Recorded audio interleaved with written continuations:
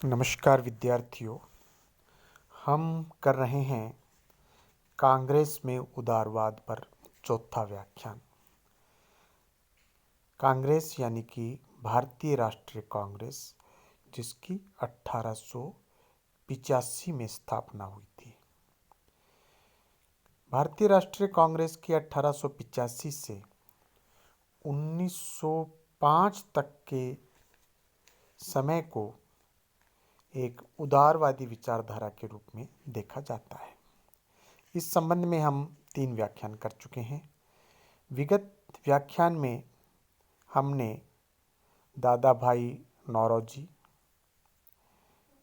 जिन्होंने अपनी पुस्तक लिखी थी सन 1901 में, poverty and un British rule in India, poverty and un British rule in India, ये पुस्तक उन्होंने लिखी थी और उन्होंने धन निष्कासन का सिद्धांत प्रतिपादित किया था, जिसको ड्रेन थ्योरी भी कहा जाता है, कि किस प्रकार भारत का धन इंग्लैंड में पहुंच रहा था। कल ही हमने फिरोज शाह मेहता के बारे में भी चर्चा की थी। फिरोज शाह मेहता जो कि एक अच्छे संपन्न परिवार से थे, पढ़े लिखे व्यक्ति थे, और वो भी जब इंग्लैंड अपनी एमए की पढ़ाई करके कानून की पढ़ाई के लिए गए तो वहाँ दादा भाई नौरोजी के संपर्क में आए और उनके विचारों का उन पर प्रभाव पड़ा।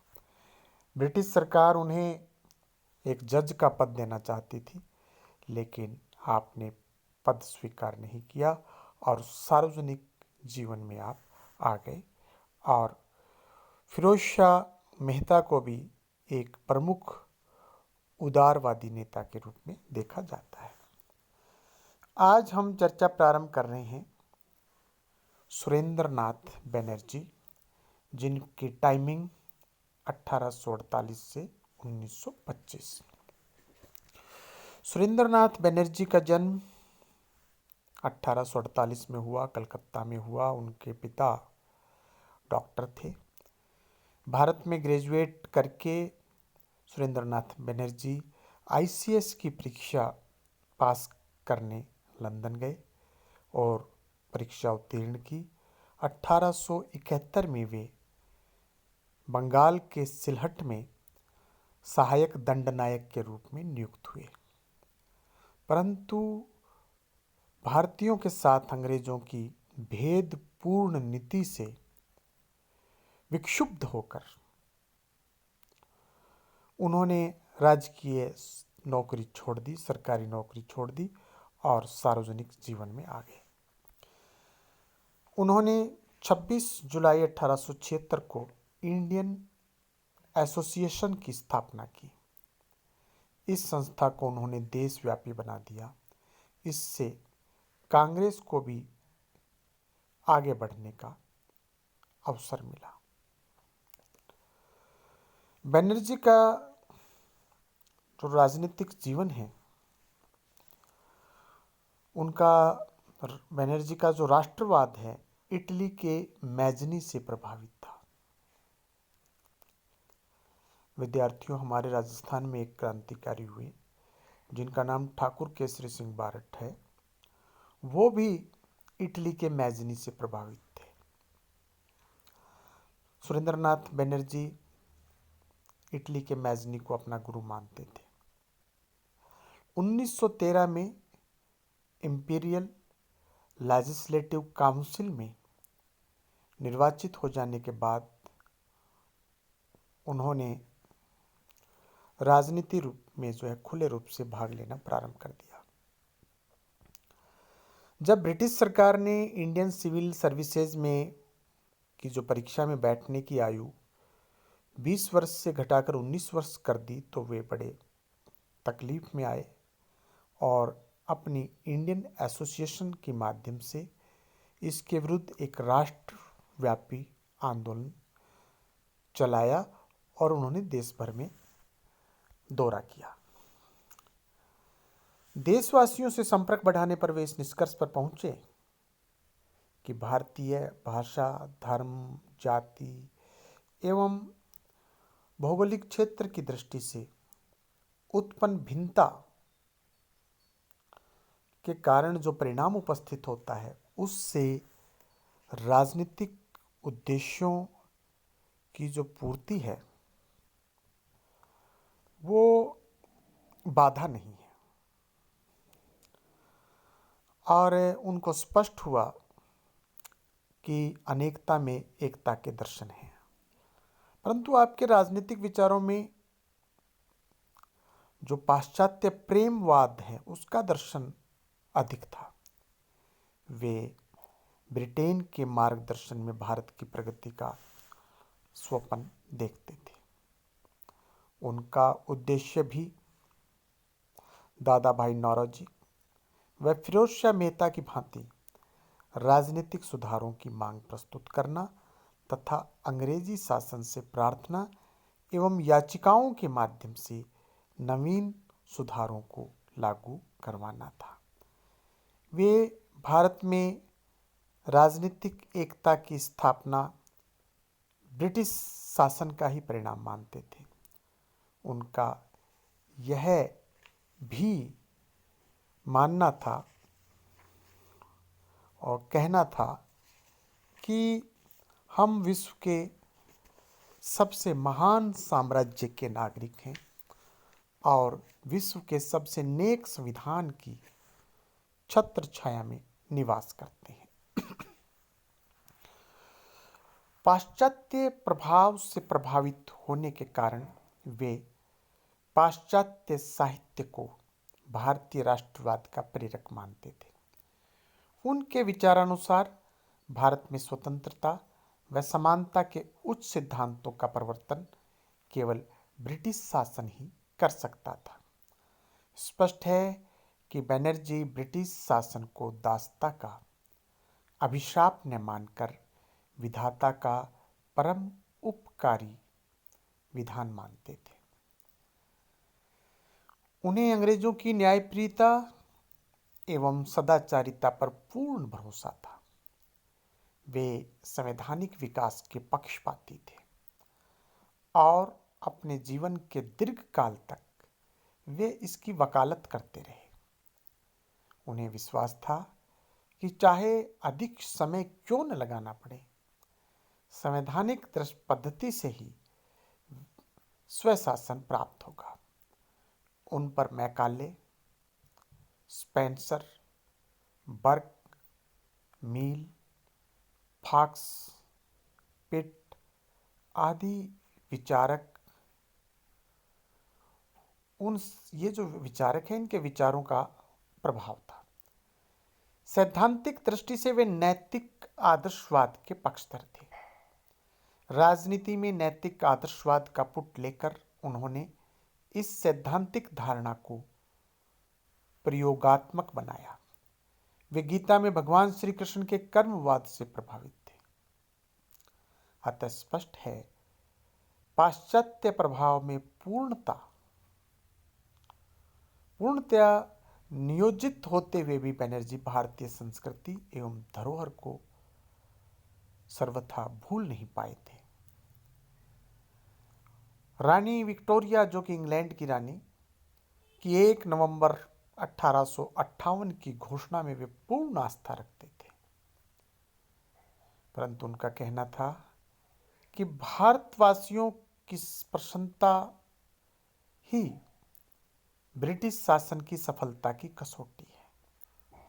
यदि सरकार अपने उत्तरदायित्व से दूर हो जाएगी तो वह जनता का सहयोग नहीं पा सकेगी। बंगाल विभाजन के संदर्भ में आपने कहा था कि दमन का प्रयोग शासन के लिए घातक होता है। सुरेंद्रनाथ बनर्जी सहयोग तथा असहयोग दोनों नीतियों में विश्वास करते थे, परंतु उन्हें असहयोग का समस्त दर्शन नकारात्मक नेगेटिव प्रतीत होता था। वे साम्राज्यवाद को निरंकुश शासन का ही प्रतिरूप मानते थे। साम्राज्यवाद लोकप्रिय सत्ता का विरोधी होने के कारण एक तंत्रात्मक रूप धारण कर लेता है। इसीलिए वे ब्रिटिश साम्राज्यवाद के विरोधी थे।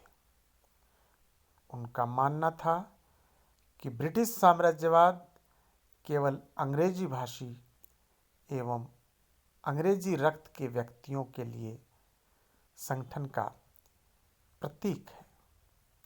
भारतीय रक्त के व्यक्तियों के लिए यह केवल ब्रिटिश सरकार की सेवा करना ही सिखाता है। ग्लैडस्टोन के उदारवाद को अनुकरणीय मानते हुए वे अनुदारवादी शासन को जनहित विरोधी मानते थे। स्वशासन के संदर्भ में भी उन्होंने अपने विस्तृत एवं तर्कपूर्ण विचार प्रस्तुत किए। वे स्वशासन की प्राप्ति ब्रिटिश साम्राज्य के हित में, प्रशासन के हित में तथा आत्म सुरक्षा के हित में मानते थे। इस प्रकार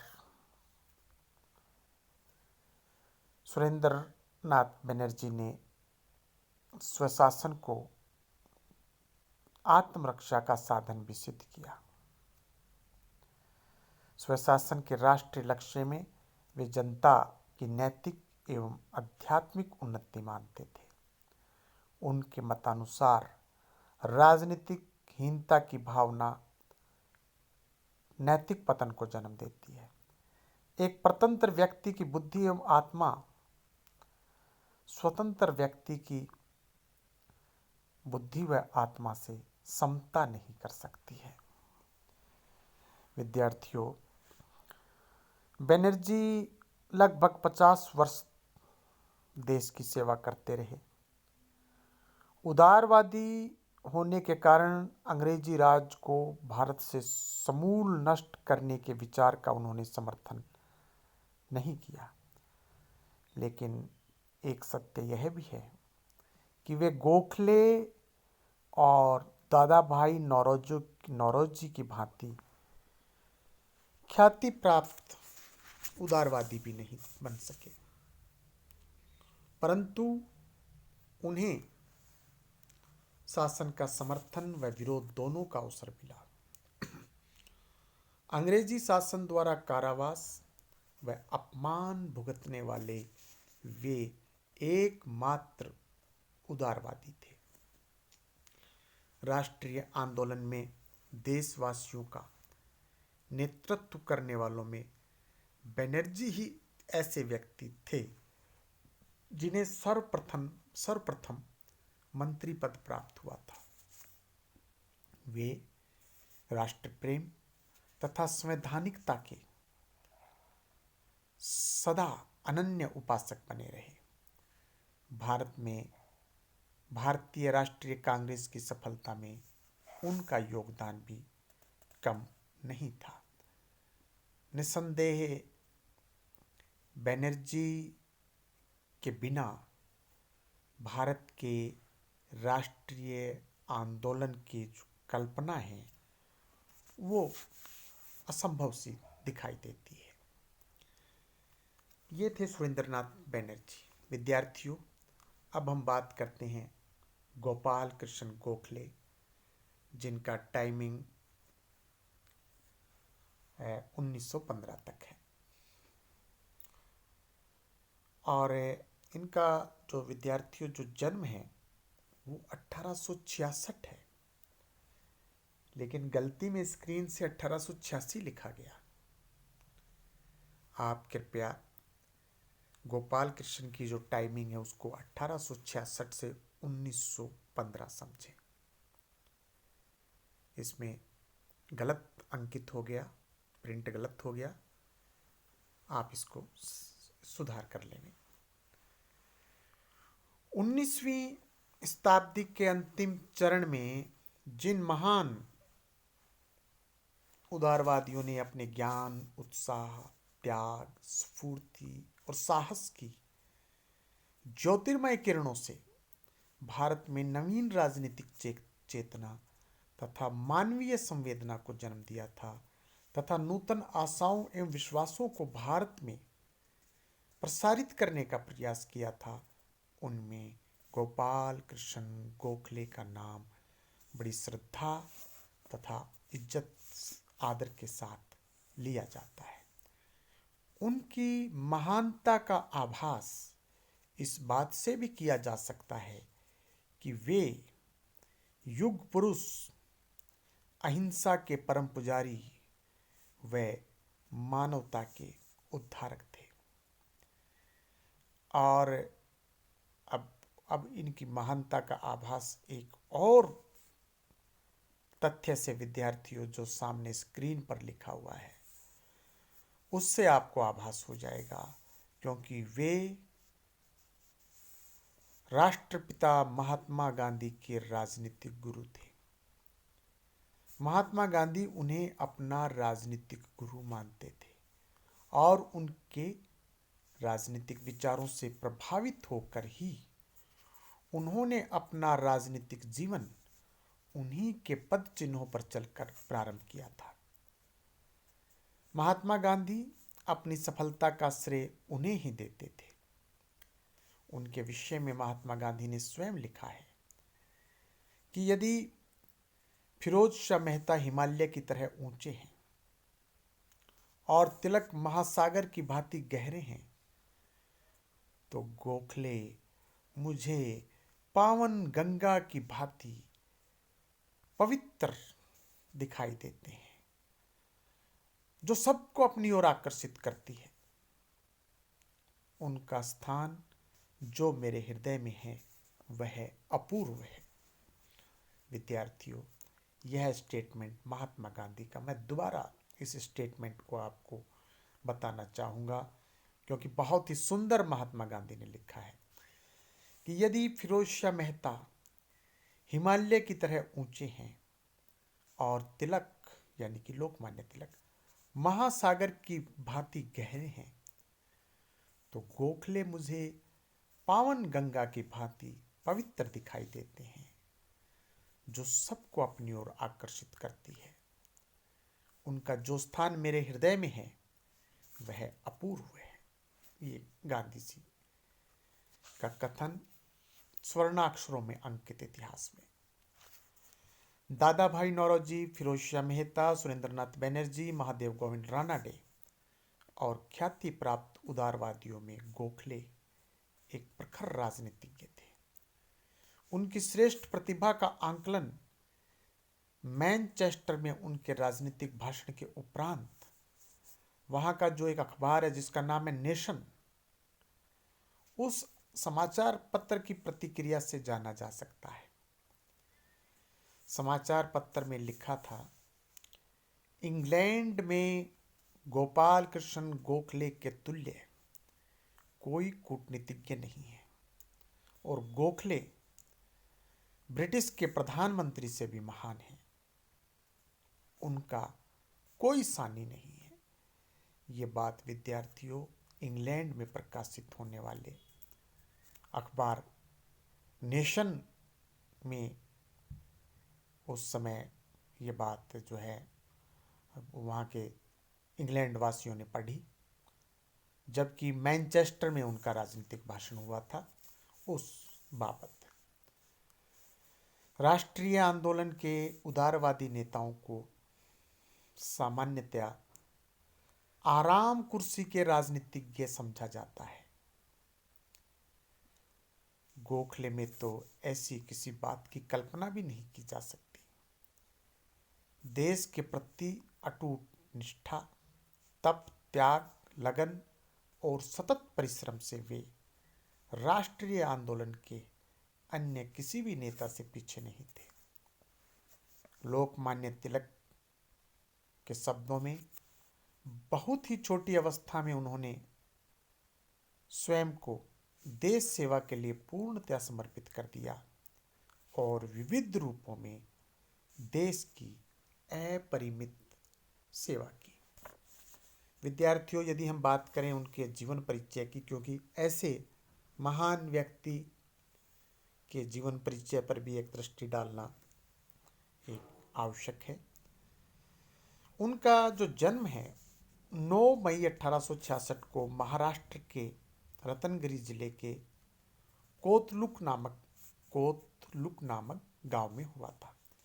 13 वर्ष की आयु में पिता का देहावसान यानी कि मृत्यु हो जाने के कारण उन्हें शिक्षा प्राप्ति के लिए कठोर संघर्ष करना पड़ा, परंतु उनके मन मस्तिष्क चिंतन मनन व अथक परिश्रम करने की उनमें विद्यार्थियों एक अभूतपूर्व उनकी जो है क्षमता थी। 1884 में 18 वर्ष की आयु में एल्फिंस्टन कॉलेज बम्बई से स्नातक की उपाधि प्राप्त की, ग्रेजुएट हुए और 1886 में फर्ग्यूसन कॉलेज में इतिहास और अर्थशास्त्र के प्रोफेसर अपॉइंट हुए। इसी कॉलेज के प्रिंसिपल के पद से आप सेवा मुक्त हुए। गोखले गणित में विशेष योग्यता रखते थे तथा अंग्रेजी भाषा से उनका बड़ा लगाव था। उन्होंने एडमंड बर्क की पुस्तक reflection on the French revolution को कंठस्थ याद कर लिया था। बर्क अपने समय के विख्यात वक्ता थे तथा भाषा पर उनका पूर्ण अधिकार था। बर्क अंग्रेजी रूढ़िवाद के प्रमुख विचारक भी थे। अतः गोखले ने बर्क से केवल भाषण कला की प्रेरणा ही प्राप्त नहीं की, अपितु बर्क के रूढ़िवाद को भी अपने विचारों में अपनाया। गोखले का उदारवादी चिंतन तथा उनके क्रांति विरोधी विचारों का सूत्र बर्क के दृष्टिकोण से ही संबंधित था। विद्यार्थियों, से अगले व्याख्यान में आप सभी का बहुत बहुत धन्यवाद।